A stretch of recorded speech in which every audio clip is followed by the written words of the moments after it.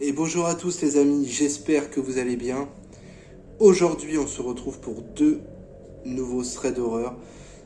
Alors je sais que j'ai longtemps été absent de YouTube parce que honnêtement j'ai traversé des moments plutôt difficiles. Mais aujourd'hui vous voyez je suis de retour et en plus avec une petite mise à jour on va dire de la chaîne YouTube, j'ai décidé de vous raconter des histoires face cam en espérant que ça change quand même quelque chose plutôt que là vous avez pas juste la voix, vous avez en plus ma tête. Je suis un peu stressé, je vous avoue, je suis un peu stressé de tourner cette vidéo. C'est la première fois que je fais une face cam, que je vais raconter des histoires avec la cam du coup, donc je suis un peu stressé, mais je pense que ça devrait bien se passer.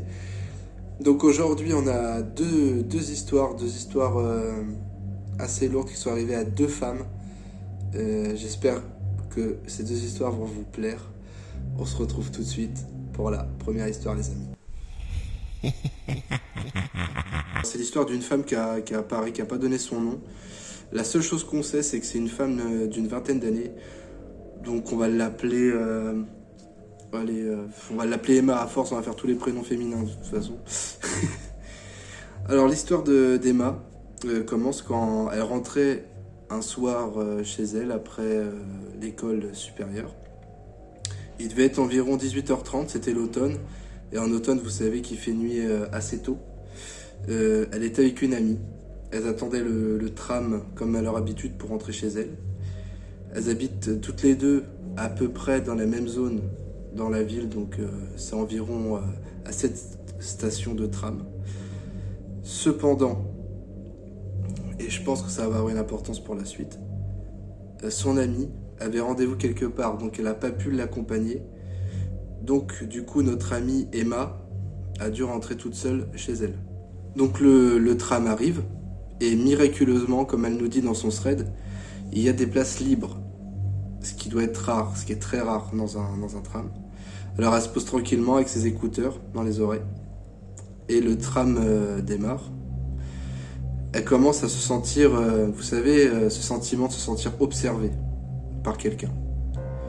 Et là, elle voit un homme gigantesque la regarder fixement, comme si, vous savez, il avait repéré sa proie. Depuis qu'elle était rentrée dans le tram, il la fixait toujours et il s'assoit. Il décide de se lever et s'assoit juste en face d'elle. Alors ensuite, elle nous fait une description physique de cet homme. Cet homme doit faire à vue d'œil 1m95, une allure assez forte.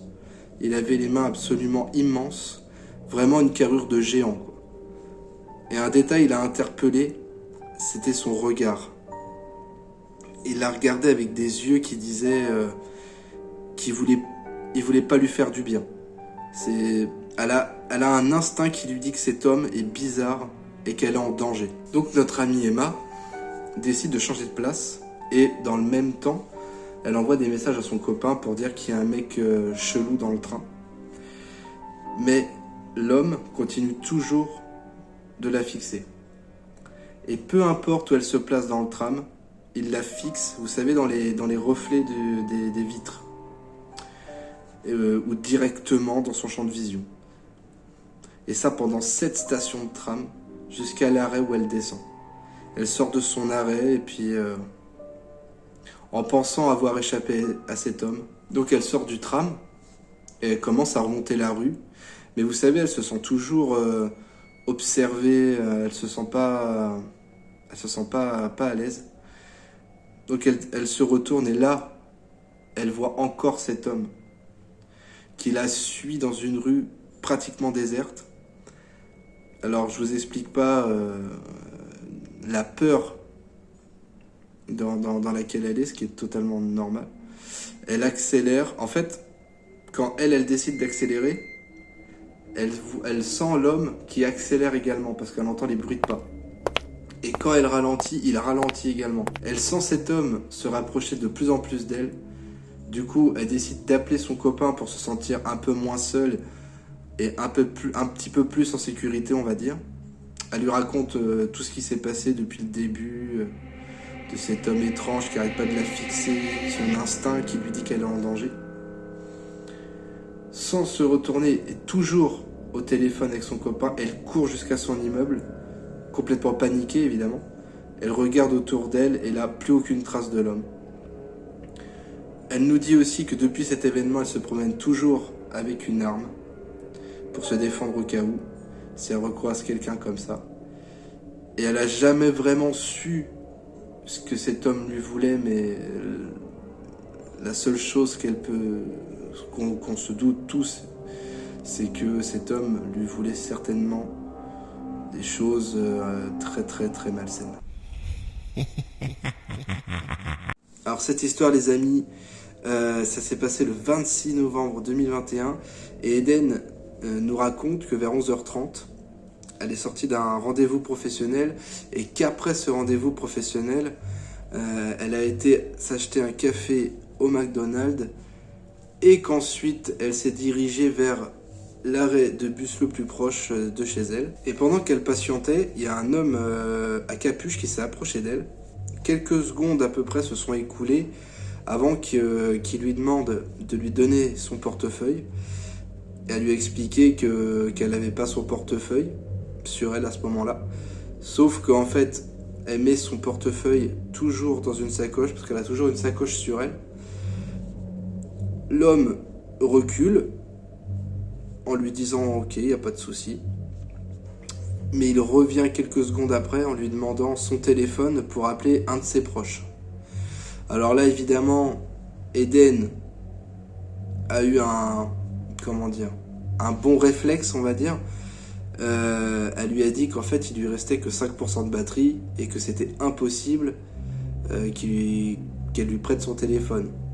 Alors qu'elle nous raconte dans son thread qu'il lui restait 80% de batterie, mais pour elle, c'est un principe de ne pas donner un téléphone à un inconnu, ce qui est normal. On ne sait pas ce qu'il peut faire. Donc, du coup, l'inconnu lui a dit « Ok, pas de problème ». Mais après quelques secondes, l'homme s'est rapproché d'elle, mais cette fois-ci avec un couteau au niveau du ventre, et lui demande une nouvelle fois son portefeuille. Évidemment, Eden, elle est sous pression de l'homme, qui lui dit une nouvelle fois non. Et à ce moment-là, il a monté le couteau au niveau de sa poitrine. L'inconnu, toujours le couteau pointé vers la poitrine d'Eden, lui demande son portefeuille et son portable, sauf qu'en fait, il a crié tellement fort que ça a alerté quelqu'un. Donc un ange gardien qui est passé par là, vraiment.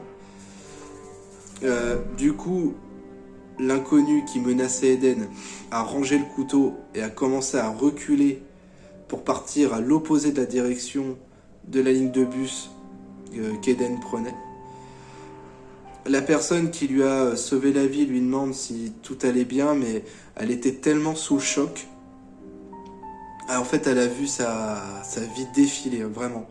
Elle avait aucun mot qui pouvait sortir de sa bouche, tellement qu'elle était encore sous le stress, sous l'adrénaline. Elle a du coup pris le bus pour aller chez elle. Elle arrive chez elle sain et sauf, j'ai envie de dire. Elle a fondu en larmes.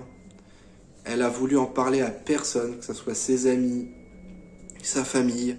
Personne n'était au courant. Elle a appelé la police, mais la police lui aurait raccroché au nez. Donc du coup, cette histoire s'en finit là. L'homme qui l'a agressée a eu de la chance, car si elle aurait eu des policiers compétents, peut-être que l'homme serait interpellé. Alors les amis, qu'est-ce que vous avez pensé de ces deux histoires? Moi personnellement, je les ai adorées. Enfin, adorées. Évidemment, je soutiens les victimes qui ont vécu ces histoires-là. Ça doit être horrible, vraiment horrible. Et vous, qu'est-ce que vous auriez fait à la place de ces deux femmes? Écrivez-moi en commentaire. Moi, j'ai pris un énorme plaisir à refaire des vidéos. Là, c'est la première fois que je fais du fast cam. Justement, s'il y a des choses qui vont pas, n'hésitez pas à me le dire, c'est quelque chose d'important. Moi, c'était ma première fast cam. Donc s'il y a des choses qui vont pas, faut me le dire absolument. Comme ça, un échange cordial pour que je puisse évidemment m'améliorer dans le futur. Mais moi, j'ai pris énormément de plaisir en tout cas. Je pensais que ça allait être plus dur. Et je vous souhaite à tous et à toutes une très très bonne soirée. Parce que j'espère que vous allez regarder ça la nuit. Et à la prochaine.